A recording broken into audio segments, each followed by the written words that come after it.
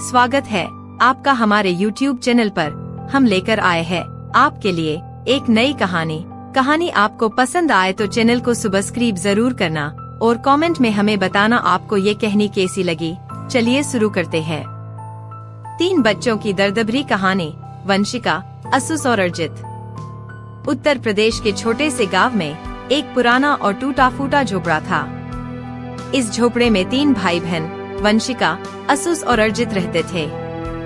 उनकी मां का निधन कुछ साल पहले हो चुका था और उनके पिता, जो एक मजदूर थे, एक दिन काम की तलाश में घर से निकले और कभी वापस नहीं आए।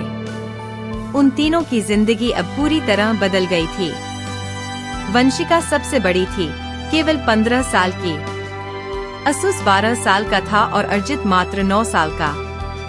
तीनों को अब अपने जीवन की लड़ाई खुद ही लड़नी थी। मां के न रहने और पिता के लापता होने के बाद बच्चों के लिए 2 वक्त की रोटी जुटाना भी मुश्किल हो गया था। वंशिका ने गांव के खेतों में काम करना शुरू किया।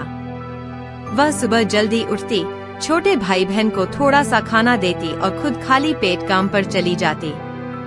असुस और अर्जित छोटे छोटे कामों में हाथ बंटाते थे।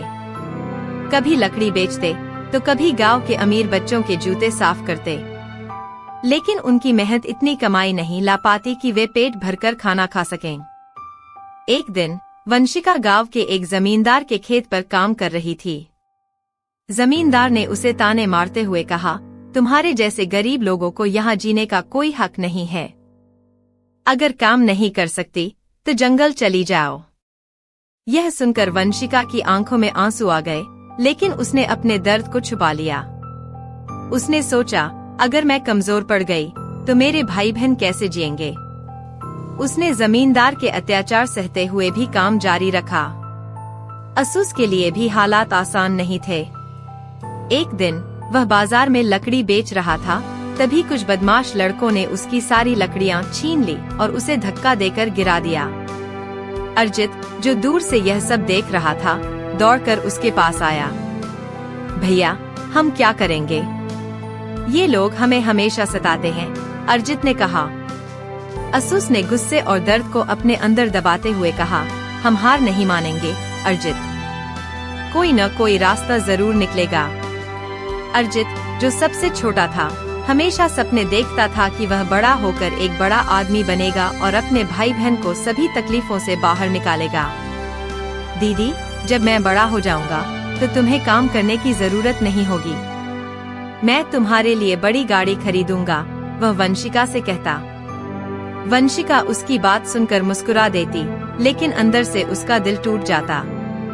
वह जानती थी कि उनके हालात में अर्जित का सपना पूरा होना बहुत मुश्किल था। एक रात जब तीनों भाई बहन झोपड़ी में सो रहे थे, तो गांव के एक अमीर आदमी ने उनकी झोपड़ी पर कब्जा करने की कोशिश की। उसने कहा कि उनके पिता ने उससे पैसे उधार लिए थे और अब वह झोपड़ी उसकी हो चुकी है। वंशिका ने उससे विनती की, हमारे पास और कोई जगह नहीं है, कृपया हमें यहाँ रहने दें। लेकिन उस आदमी ने उनकी बात नहीं सुनी और उन्हें झोपड़ी से बाहर फेंक दिया। अब तीनों भाई बहन बेघर हो गए। उन्होंने गांव के पास ही एक पेड़ के नीचे रहना शुरू किया। बारिश हो, सर्दी हो या गर्मी, वे हर मौसम को सहते रहे।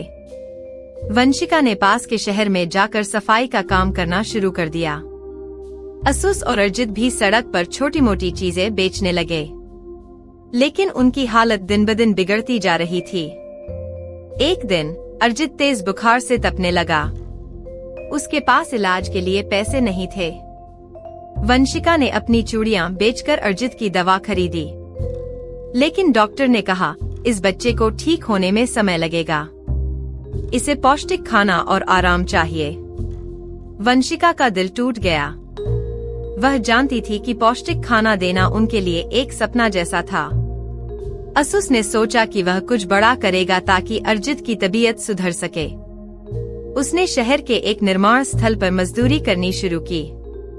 वह पूरे दिन कड़ी मेहनत करता और रात में वंशिका और अर्जित के पास लौटता। एक दिन निर्माण स्थल पर एक बड़ा हादसा हुआ। असुस एक भारी लोहे के गिर्डर के नीचे आ गया।